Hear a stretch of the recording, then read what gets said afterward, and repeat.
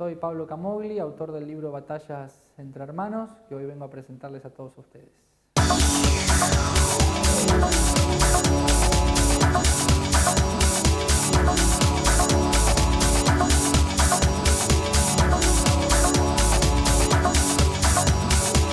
Creo que a lo largo del siglo XIX asistimos como proceso general a lo que es el surgimiento y la consolidación de la nación argentina por un lado, y junto con eso el surgimiento y consolidación del Estado Nacional Argentino, el Estado de tipo moderno. Entonces todo ese proceso que se da en el siglo XIX está surcado por las guerras civiles como un fenómeno permanente en el siglo XIX. O sea, esta nación argentina, este Estado argentino que va surgiendo a lo largo del siglo, está permanentemente vinculado con el desarrollo de las guerras civiles. Las guerras civiles por momentos son las que hacen avanzar o hacen frenar el proceso de consolidación nacional, es la que va marcando los ciclos de ese proceso, y la institucionalización del Estado moderno tiene mucho que ver con las guerras civiles y cómo esas guerras civiles se van desarrollando a lo largo del tiempo. Por eso la vinculación entre la guerra y el siglo XIX, desde mi perspectiva, tiene que ser un análisis central para comprender lo que fue el siglo XIX Argentina. Bueno, eso es una discusión historiográfica bastante larga que todavía no está saldada. Mi libro tampoco pretende saldarla, yo simplemente expongo mi postura, que creo que bueno, la nación argentina no nace en 1810. En 1810 es un hecho revolucionario en donde vastos sectores de la sociedad se alían para modificar una estructura social, económica, política que los tenía relegados a través de la estructura de la corona española, pero no tenían un objetivo de generar una nueva nación.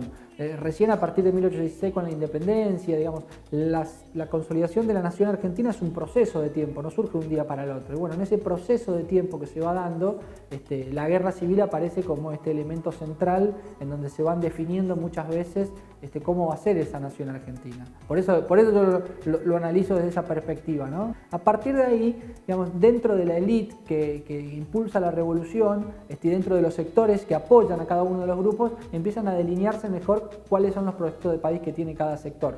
Por un lado hay un proyecto que implica básicamente la apertura de la Argentina o de las Provincias Unidas en ese caso al mundo a través de un comercio libre, en términos políticos una apertura política limitada a través de distintas reformas electorales que se van haciendo, en donde la participación electoral es muy acotada, digamos un sistema oligárquico como lo va a definir después Natalia Botana para fines del siglo XIX, pero que comienza como ideología a principios del siglo XIX. Y finalmente en lo social, que creo que es donde más se puede observar esta diferencia, tiene que ver con la apertura que va a tener la revolución, la apertura social que va a tener y cuál va a ser el grado de incorporación social de los sectores que habían estado relegados en la época colonial. ¿Qué vamos a hacer con los indios? ¿Qué se va a hacer con los negros? Entonces hay un sector que pretende liberarlos de la esclavitud, del sometimiento en el que se encontraban, pero no incorporarlos definitivamente en la vida social. Y después va a haber otro sector con San Martín, Belgrano, Moreno, Artigas, si bien no tuvieron muchas veces coincidencias tácticas entre ellos, pero sí tenían una visión general, que era la de incorporar a todos estos sectores en el camino de la revolución, y creo que esos dos proyectos son los que van a delinear todo el siglo XIX. Por supuesto que después hay matices, hay contradicciones, hay gente que está de un lado y que pasa al otro, hay personajes que se definen de una manera y que parecen actuar de la otra, pero bueno, creo que esa es una característica no solo de la política argentina del siglo XIX, sino de toda nuestra historia política. Este libro viene o intenta reabrir un poco el debate sobre el siglo XIX. No pretende concluir con una definición tajante sobre el siglo XIX, sino al contrario, reabrir el debate sobre el siglo XIX y repensarlo. ¿Qué nos pasó en el siglo XX a los argentinos para terminar como país como terminamos en el 2001, por ejemplo, si nuestro punto de partida era supuestamente esa sociedad civilizada y progresista de fines del siglo XIX? ¿Qué hicimos mal los argentinos en el siglo XX? Y yo lo que creo es que en realidad el punto de partida no era ese mundo idílico, civilizado y progresista, sino que era un mundo mucho más conflictivo y que está expresado en las guerras civiles. Son 70 años de guerras civiles o 100 años de guerras civiles con cientos de combates, miles de muertos. Entonces la realidad que emergió de ese siglo XIX es mucho más conflictiva de lo que a nosotros nos han pasado como educación histórica, y eso también explica un poco lo que pudo haber sido nuestro conflictivo siglo XX. Hay toda una serie de trabajos que justamente están profundizando esta visión de un Estado argentino que al constituirse se convierte en un Estado genocida a partir de las campañas contra los indios.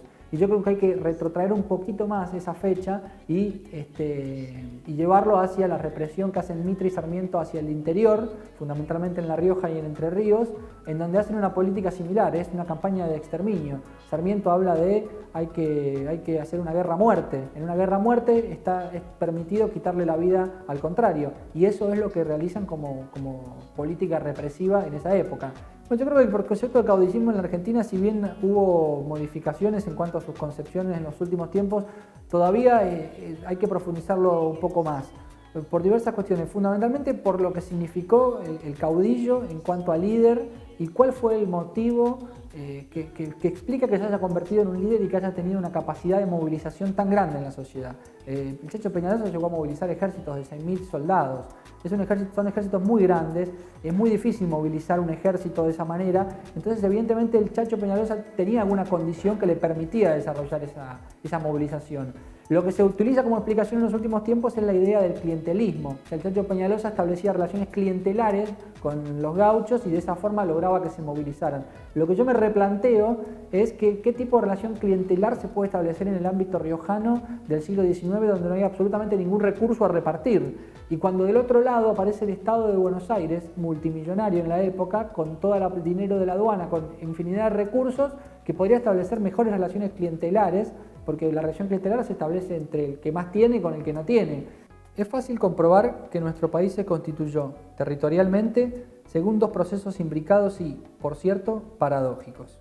Por un lado, como fruto de una balcanización territorial que significó el surgimiento de 5 países donde antes había una única entidad gubernamental, y, por el otro, como el resultado de una agresiva expansión sobre espacios definidos como pertenecientes a la nación, pero que se encontraban ocupados por otras comunidades, en este caso, indígenas.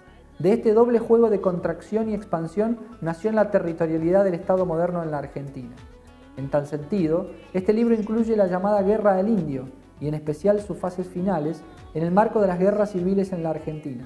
Y es así porque, visto en el conflicto en el proceso histórico, las campañas sobre el espacio indígena se constituyen en la última etapa de consolidación del Estado, en la cual éste logra su demarcación territorial. Así, si durante la primera etapa la disputa fue primordialmente por la imposición de un modelo de país, en esta segunda se trata del dominio del territorio.